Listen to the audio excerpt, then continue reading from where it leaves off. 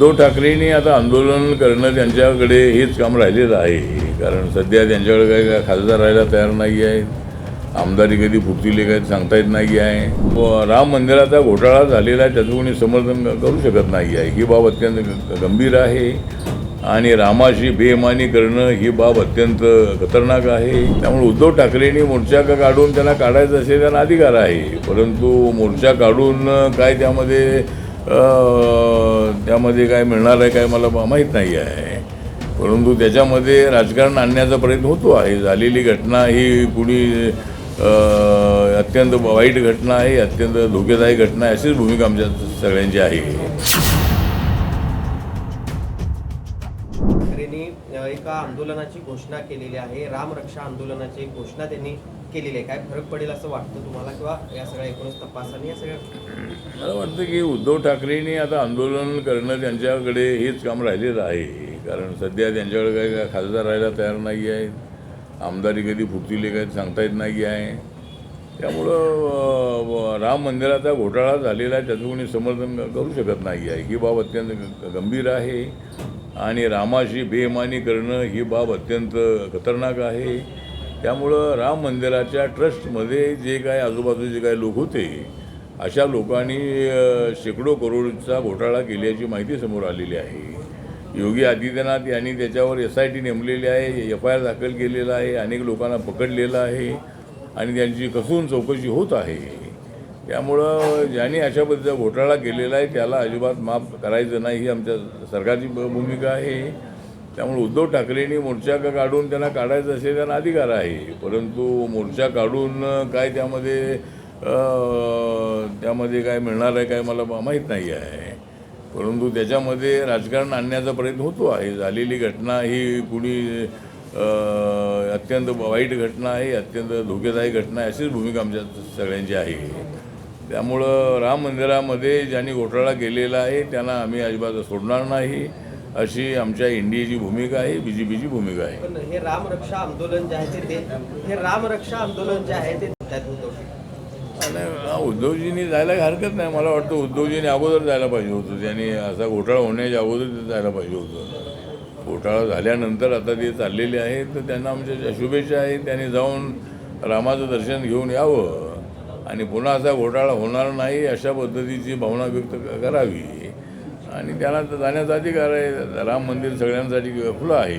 त्यामुळं उद्धव ठाकरे यांनी तिथे जायला काही हरकत नाही आहे. साहेब, सध्याची राजकीय परिस्थिती आहे, उद्धव ठाकरे अमित शहा जबाबदार आहेत असं एक सूर महाराष्ट्रातल्या राजकारणात निघतो, तर हे खरं आहे का?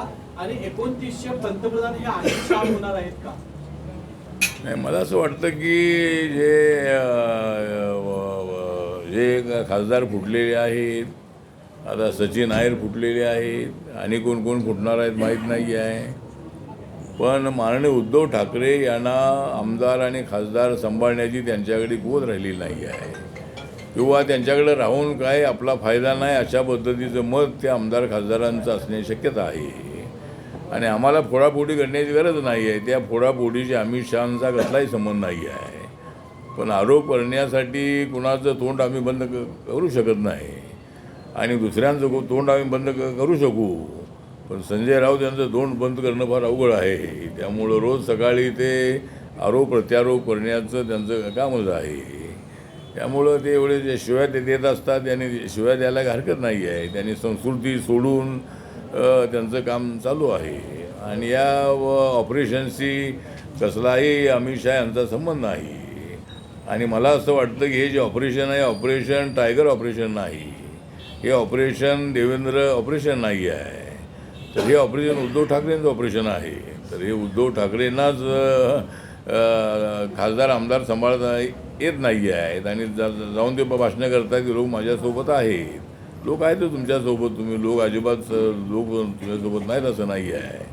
पण आमच्याकडे एकनाथ शिंदेकडे एवढे लोक आहेत की एकनाथ शिंदेनी 57 आमदार निवडून आणले, तुमचे फक्त 20 आमदार निवडून आले.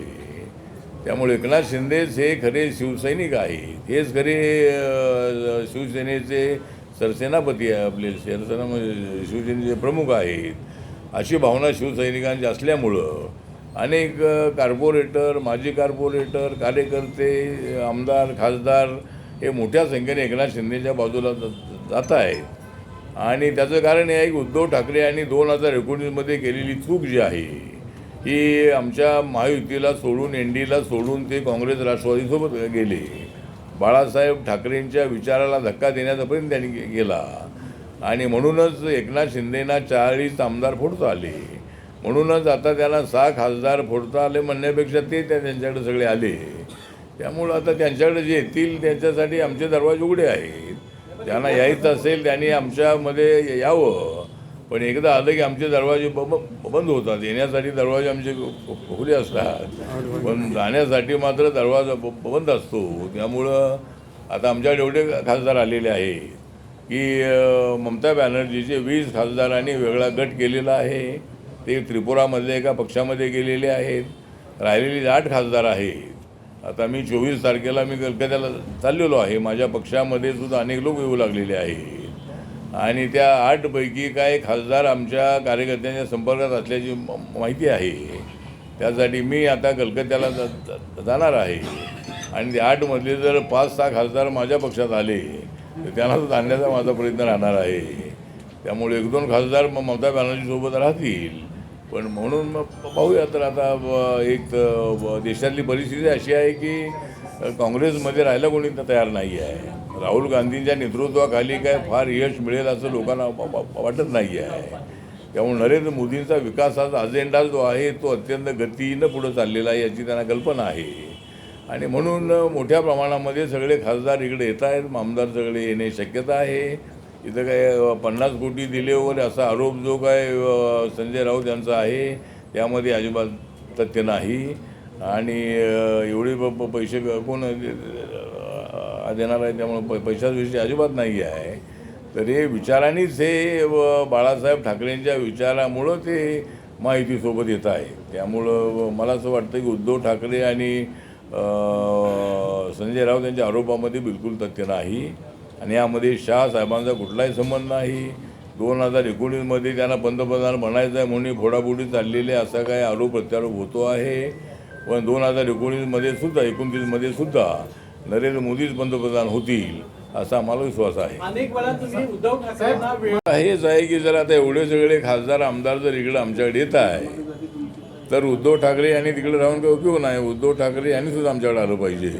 दरवाजे आमच्यासाठी खुले आहेत. ते जरी आले तरी बाळासाहेबांचे ते वारसदार आहेत आणि आमची ताकद अजून चांगली वाढू शकेल. त्यामुळं जर वेळ आली तर उद्धव ठाकरेंनी विचार करावा आणि उद्धव ठाकरेंनी सुद्धा आमच्यासोबत यावं अशी आमची भूमिका आहे. अजूनही आमदार खासदार ज्या पद्धतीनं फुटतायत त्याच्यावर काल हे आरोप करण्यामध्ये एक्सपर्ट आहेत. आता राज ठाकरेंना आमदार निवडून आणता येत नाही आहेत.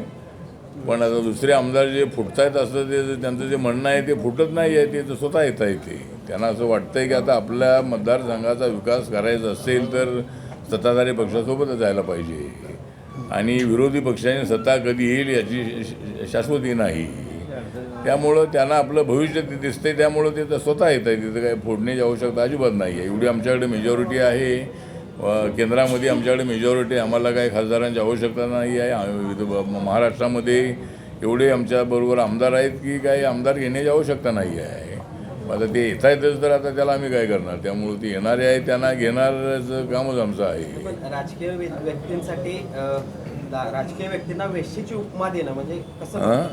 राजकीय व्यक्तींना वेश्येची उपमा देणं मग हे कसं बघतो. वेदना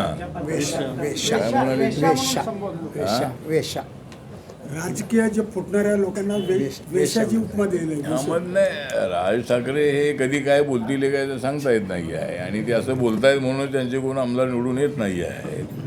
त्यामुळं त्यांनी त्यांच्या सभांना मोठी गर्दी होती.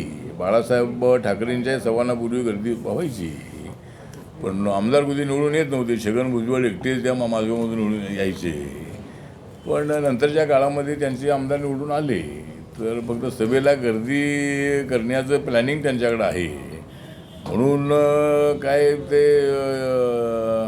आणि राज ठाकरे हे भूमिका बदलणारे नेते आहे. त्यांचा सुरुवातीला त्यांच्या झेंड्याचा रंग निळा भगवा आणि हिरवा होता. नंतर ते कधी मुसलमानांना विरोध करतात, कधी ते मस्जिदीला विरोध करतात. कधी ते मराठी भाषा बोलली पाहिजे म्हणून थोबाड मारण्याच्या संबंधाले आधी देतात. त्यामुळे त्यांच्या भूमिकांमध्ये सातत्यानं असा बदल आहे. आणि मराठीसाठी आमचा अभिमान आहे, मराठी आमची भाषा आहेच आहे. पण मुंबई ही भारताची आर्थिक राजधानी आहे. त्या ठिकाणी मराठी बोलत राहिलो तर मला वाटतं की मुंबईचं इमेज हे कोलॅप्स होणार आहे. मुंबई आर्थिक राजधानी होण्याचं कारण हे आहे की मराठी माणसाचा त्यामध्ये मोठा सहभाग आहेच आहे. पण नॉन मराठी लोकांचाही मोठा सहभाग आहे. कारण त्या ठिकाणी पुरा मुंबई प्रांतामध्ये सगळा गुजरात पण होता. आणि मुंबईमध्ये जो माणूस येतो त्याचं पोट भरतं, तो काही ना काही उद्योग करतो. आणि म्हणून मुंबईचं नाव जगभरामध्ये आहे. म्हणजे मध्यंतरी तर मी अमेरिकेमध्ये ऐकलं होतं की अमेरिकेतल्या जमिनीपेक्षा मुंबईच्या जमिनीचे रेट फार महाग आहे. त्यामुळं मुंबई ही आर्थिक राजधानी आहे. त्यामुळं मला असं वाटतं की मराठीचा आग्रह धरणं हे अत्यंत अयोग्य आहे. आणि ज्याला मराठी त्यांनी शिकावं यासाठी ठीक आहे. पण रिक्षाच्या परमिटसाठी, टॅक्सीच्या परमिटसाठी मराठी आलंच पाहिजे, ते शिका नाही तर आम्ही ते रद्द करू, अशा पद्धतीची भाषा योग्य नाही आहे. असं मला वाटतं की मुंबई शहरामध्ये 60% नॉन मराठी लोक आहेत. आणि मुंबईची सत्ता आणण्यामध्ये मराठी माणसांच्या सोबत नॉन मराठीचाही मोठा सहभाग आहे. त्यामुळं मला असं वाटतं की जी भूमिका घेतली जात आहे त्या भूमिकेला आमचं समर्थन अजिबात नाही आहे. आम्ही सर्व भाषाचा आदर करणारे आहोत, पण सर्वात जास्त आदर आमचा मराठीचा आहे. पण हिंदी भाषा आमची राष्ट्रभाषा असल्यामुळं ती अजिबात तिथं चालणारच नाही. अशा पद्धतीचा दावा केला तर मुंबई ही आर्थिकदृष्ट्या सबळ होणार नाही आहे. त्यामुळं म्हणून राज ठाकरेंच्या भूमिकेला आमचा विरोध आहे. आणि कोणाच्या थोबाडीमध्ये मारणं ही बाब अत्यंत गंभीर आहे. पोलिसांनी कठोर अशा पद्धतीचं शासन त्यांना देणं अत्यंत आवश्यक आहे. आणि मराठी शिका. आणि इथं 80% मुलं सगळी जी बाहेरच्या प्रांतातली आहेत सगळे मराठी बोलतात. अनेक लोक जे आमचे कर्नाटकचे आहेत, ते तामिळनाडूचे आहेत, तेलुगू भाषेचे आंध्राचे लोक आहेत, उत्तर भारतीय लोक आहेत, ते मराठी अस्खलित बोलणारे अनेक लोक आहेत. त्यामुळं मराठी कोणाला येत नाही असं नाही आहे. त्यामुळं असं कंपल्शन करणं मुंबईमध्ये योग्य नाही असं आपलं मत आहे. महाराष्ट्रासह देशामध्ये वेगवेगळे असं वाटतं की असे उद्योग आल्याशिवाय ग्रामीण भागातल्या लोकांना नोकऱ्या मिळणार नाही. पण पर्यावरणाच्या दृष्टिकोनातून जर काही अडचणी असतील तर त्याचा अभ्यास करून त्याला परवानगी त्या ठिकाणी देऊ नये. लोकांना त्रास होईल अशा पद्धतीचं जो एखाद्या फॅक्टरीचं जे केमिकल फॅक्टरी आहे त्याचा दुष्परिणाम जो आहे, त्याचं पोल्युशन आहे, त्यामुळं लोकांना त्रास होणार असेल तर त्याला परवानगी देऊ नये. पण खेड्यापाड्यामध्ये अशा फॅक्टरी आल्याशिवाय लोकांना नोकऱ्या मिळणार नाही आहे. आणि बाहेरचा पैसासुद्धा आता माझ्या संपर्कात काही लोक आहेत आणि त्यांनी मला तर सांगितलं आहे की आम्ही 40-50 हजार कोटी रुपये आम्ही टाकायला तयार आहोत. आम्हाला सरकारने जमीन दिली पाहिजे. आणि त्यामध्ये 10 ते 12 हजार लोकांना आय टीचा त्यांचा तो प्रोजेक्ट आहे. त्यामध्ये 10-12 हजार लोकांना नोकऱ्या मिळणार आहेत. तर असे बाहेरचे काही जे उद्योग आहेत कोलॅबोरेशनमधले ते उद्योग आले पाहिजेत. पण आपला प्रश्न जो आहे की असा पोल्युशन वाढवणारे काही उद्योग हे जर काही ठिकाणी असतील आणि ते लोकांचा विरोध असेल तर कुठे तो उद्योग ठेवायचा करायचा याचा विचार सरकारने करायला हरकत नाही आहे. पण प्रत्येक डेव्हलपमेंटच्या मुद्द्याला लोकांचा विरोध होतच असतो. म्हणजे अनेक वेळेला कुठलाही उद्योग आला तरी आता डॅम बांधायचा असेल तर त्या डॅम ज्या ठिकाणी बांधला जातो तर त्या वरच्या लोकांना काही त्याचा फायदा होत नाही आहे. डॅम बांधल्यानंतर त्या पाण्याचा फायदा खालच्या लोकांनाच होतो. ते पाणी उलटत जात नाही आहे. पण त्या वरच्या लोकांना फायदा होण्यासाठी दुसरा डॅम बांधला पाहिजे. त्यामुळं ही जी दरी आहे ती दरी कुठंतरी संपुष्टामध्ये येऊ शकेल. आणि बाबासाहेब आंबेडकरांनी डॅमची कल्पना त्यांनी स्वतः मांडली होती. डॅमच्या माध्यमातून नद्या अडवल्या पाहिजेत, नद्या जोडल्या पाहिजेत आणि त्या डॅमच्या माध्यमातून पिण्याच्या पाण्याची, जनावरांच्या पाण्याची, माणसाच्या पाण्याची, ॲग्रिकल्चरच्या पाण्याची सोय झाली पाहिजे. आणि त्या डॅमपासून विजेची निर्मिती झाली पाहिजे. ही भूमिका बाबासाहेबांनी मांडली होती. आणि दामोदर व्हॅली जी आहे ती झारखंड बिहार आणि वेस्ट बेंगॉलच्या बॉर्डरवर आहे. त्या ठिकाणी बाबासाहेब आंबेडकर लॉ मिनिस्टर आपल्या वॉटर रिसोर्स मिनिस्टर असताना त्यांनी 7 डॅम त्या ठिकाणी बांधले होते. तर आता त्याचे मोठ्या प्रमाणामध्ये त्या ठिकाणी जे दामोदर व्हॅली आहे त्या ठिकाणी मी मागणी केली होती की तिथं बाबासाहेबांचा पुतळा असला पाहिजे. आणि दामोदर व्हॅली कॉर्पोरेशन जे आहे त्याचं ऑफिस कलकत्त्यामध्ये आहे. तर त्यांनी आता त्या ऑफिसमध्ये बाबासाहेबांचा पुतळा बसवलेला आहे आणि 2 वर्षापूर्वी त्याचं उद्घाटन माझ्या हस्ते झालेलं आहे. त्यामुळं बाबासाहेबांचं स्मरण जे आहे ते त्या परिसराच्या लोकांना आहे. तर त्यामुळं उद्योग जे आहे ते उद्योग हे आले पाहिजेत. पण आता लोकांनीसुद्धा जर फायदा होत असेल तर विरोध करता कामा नये असं आपलं मत आहे. जर पोल्युशन होणार असेल तर त्याचा अभ्यास करून उद्योगाला परवानगी ते द्यावी. आता नीट आणि TETमध्ये सुद्धा जे काय झालेलं आहे ते योग्य नाही, त्याचं कोणी समर्थन करू शकत नाही. आणि महाराष्ट्रामध्ये नीटच्या एक्झामच्या पेपर फुटीमध्ये महाराष्ट्रातल्या जास्त लोकांचा संबंध आहे. आणि देवेंद्र फडणवीस यांनी त्यांच्यावर स्ट्रिक्ट ॲक्शन घेतलेली आहे. जे लोक भेटलेले आहेत त्यांच्यावर त्यांना पकडलेलं आहे, त्यांच्यावर ॲक्शन घेतलेली आहे. आता TET एक्झाममध्ये भिवंडी आणि काही परिसरामध्ये काहीतरी पेपर फुटी झालेली आहे. त्यामुळे एक्झाम ती पुढं ढकलण्यात आलेली आहे. त्यामुळं मला वाटतं की हे बरोबर नाही आहे. म्हणजे ब्लॅकमेल करण्यासाठी काय पैसा मिळवण्यासाठी अशा पद्धतीची मेंटॅलिटी आपल्या राज्यामध्ये किंवा इतर ठिकाणी असणं योग्य नाही आहे. तर त्याच्यासाठी मला वाटतं की त्या अशा लोकांना आता मोका लावण्याच्या संबंधातली घोषणा दादा भुसे यांनी केलेली आहे की असे जे काही लोक सापडतील त्या लोकांना मोका लावू असं त्यांनी जाहीर केलेलं आहे. त्यांना कठोर शिक्षा झाली पाहिजे. पण अशा पेपर फुटीची प्रकरण होऊ नयेत असं आपलं व्यक्तिगत मत आहे. बद्दल आता एक तर सुप्रीम कोर्टाने महाराष्ट्रामध्ये शिरोडकाची 59 जाती आहे आणि देश पातळीवर 1200 जाती आहे. सुप्रीम कोर्टाने सुरुवातीला म्हटलं होतं की असं वर्गीकरण करणं योग्य नाही आहे.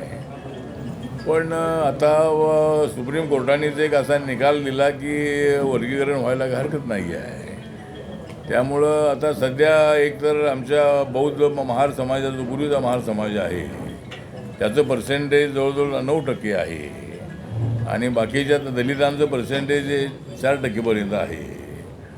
तर आता एकतर जास्त शिक्षणाचं प्रमाण जे आहे ते बौद्ध समाजामध्ये मोठ्या प्रमाणात आहे. त्यामुळे बौद्ध समाजाला जास्त फायदा झालेला गोष्ट खरी आहे. पण इतरांना काय फायदा होऊ नये असं आपलं मत अजिबात नाही आहे. मातंग समाज, चर्मकार समाज, ढोर समाज, खाटीक समाज, मांगारोडी समाज किंवा असे जे काही जाती आहे त्या जातीतल्या मुलींना शिक्षण कसं जास्त द्यायचं याचा एक आराखडा राज्य सरकारने तयार करावा आणि या दलितांमध्ये फूट न पाडता सगळ्या जातींना कसा फायदा होऊ शकेल याच्या संबंधामध्ये आता जो रिपोर्ट आलेला आहे तो काय रिपोर्ट आहे माहीत नाही आहे. पण त्या संबंधामध्ये निर्णय घ्यावा असं आमचं म्हणणं आहे. त्यामध्ये कुणावर अन्याय होऊ नये ही आमच्या पक्षाची भूमिका आहे. पण बौद्ध समाजाचा मात्र आग्रह आहे की असं आमच्या सर्व दलितांमध्ये फूट पाडू नये. तर आम्ही सगळे एक आहोत आणि सगळ्यांना फायदा मिळू नये असं आमचं मत अजिबात नाही आहे. सगळ्यांना त्याचा फायदा झाला पाहिजे. पण शिक्षणाचं प्रमाण त्या जातींना कसं जास्त मिळेल या संबंधामध्ये सरकारने प्रयत्न करावा. यासाठी रिपब्लिकन पक्षाच्या वतीनं 27